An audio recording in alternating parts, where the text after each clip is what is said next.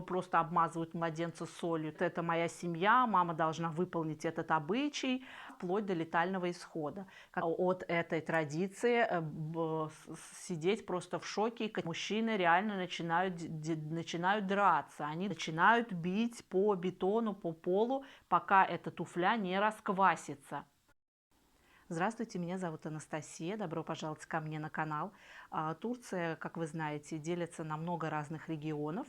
В каждом регионе есть свои традиции, свои обычаи, которые могут отличаться друг от друга. Я сегодня буду рассказывать традиции и обычаи, те, с которыми я столкнулась, те в том регионе, в котором я живу. Живу я на Эгейском побережье в городе Измире. Турки сами по себе испокон веков стараются придерживаться обычаям и традициям, особенно те, кто живут в провинциях и в турецких деревнях. Обмывание либо обтирание младенца в соли.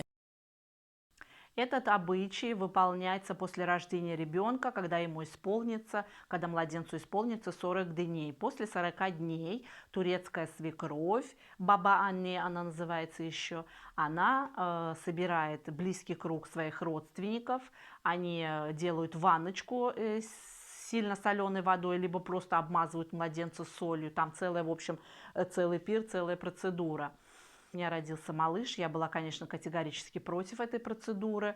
По логическим соображениям это, кроме вреда младенцу, ничего не приносит. Как бы я ни объясняла мужу, он у меня человек умный, с двумя высшими образованиями, но с таким турецким патриотическим характером.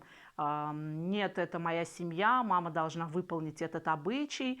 В общем, все в этом роде. Как я ему не объясняла, меня, конечно же, никто не слышал. Но я нашла, думаю, что я буду спорить с людьми, которые меня не слышат. Я нашла статью в интернете, там, где турецкий профессор, он объяснил, что эту процедуру делать категорически нельзя. Это вредит здоровью малыша вплоть до летального исхода. Когда я показала ему это интервью с врачом, он только потом включил свою логику, и мы, конечно, этот обычай не исполнили. А когда я спросила у турецкой свекрови, что означает этот обычай, она мне сказала, я, говорит, свою дочку засаливала, и теперь, когда она, говорит, у меня потеет, она у меня не воняет. А вот сына своего я не засаливала, и он, когда потеет, он у меня очень воняет. В общем, людям старой закалки что-то доказывать и спорить с ними – это абсолютно бесполезное дело.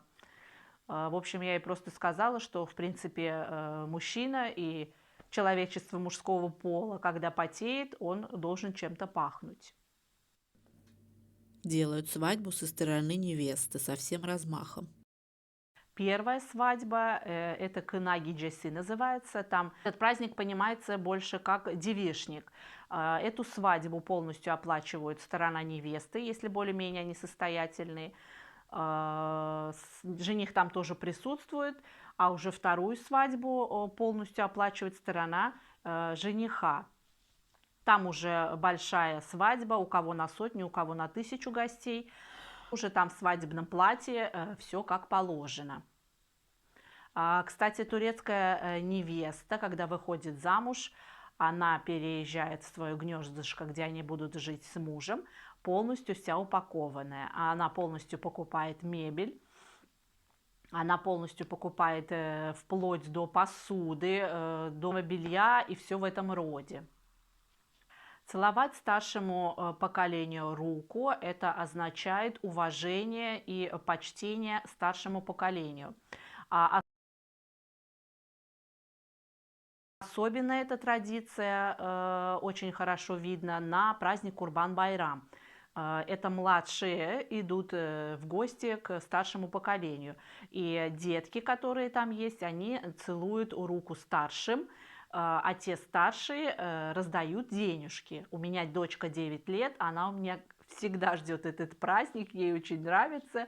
Особенно мне очень нравится, когда наши русскоязычные девушки выходят замуж за турка, приезжают сюда и начинают от нашей этой традиции сидеть просто в шоке и категорически руками-ногами наши дети целовать руку старшим не будут.